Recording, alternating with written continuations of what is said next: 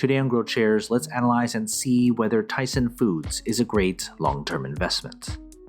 The company analysis is divided into three broad factors: the business, the stock, and the price. Furthermore, these three factors are subdivided into 14 metrics that give us the complete picture of the company. Each factor and each metric are given different weight, together adding up to 100% of the overall analysis. Each factor and each metric are then given a grade from 1 to 100, with 1 being a failed investment and 100 being extraordinary. When everything is put together, a final grade will be given, also from 1 to 100.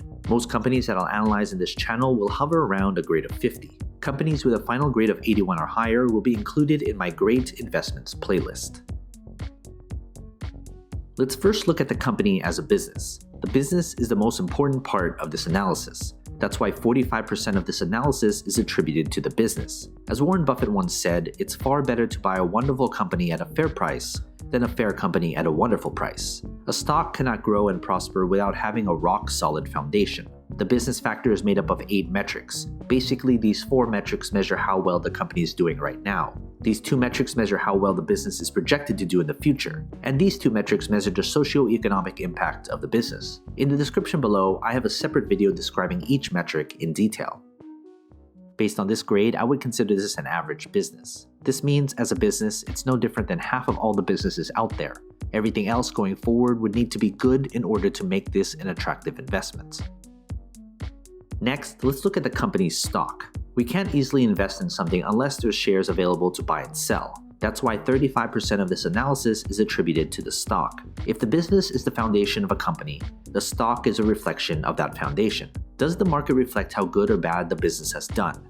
And how does the market think the company will do going forward? That's what the stock tells us. What matters most is return on investment. There should be some correlation between the business and its stock. The stock factor is made up of 5 metrics. Basically, these 3 metrics measure how well the company's stock has done, and these 2 metrics measure how traders and investors perceive the company as an investment. In the description below, I have a separate video describing each metric in detail. Based on this grade, I would consider this an above-average stock. Combine that with an average or better business, this should be a company on your watch list to see if further improvement can be made. Finally, let's look at the company's price.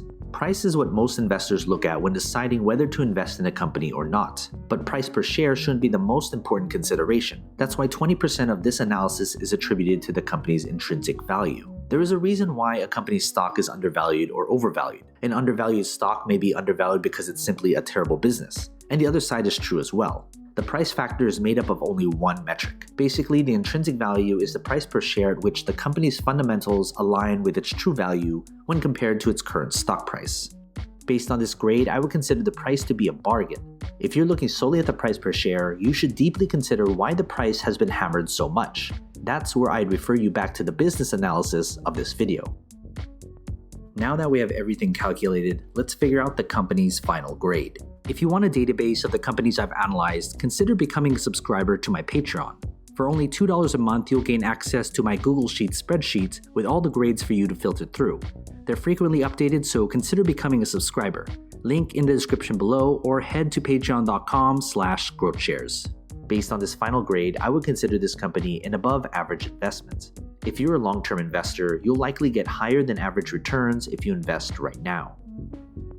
Some of you will put different importance on different aspects of my analysis. You may solely just be looking at the price per share. Others may look at the business. But if you're looking at this company as a long-term investment, you should look at all 3 factors because it paints the entire picture of the company. When it comes to the final grade, it doesn't necessarily mean I'm bullish or bearish on the company's stock. Grades are adjusted to take into account the company's industry, sector, and competition. Of course, major news does have an effect on the company, but my analysis is built upon a solid foundation that focuses on the long-term health of the company. From time to time, I will reanalyze a company and share it with you. So you've made it this far, shoot me an email. I'd love to get in touch with you and talk more.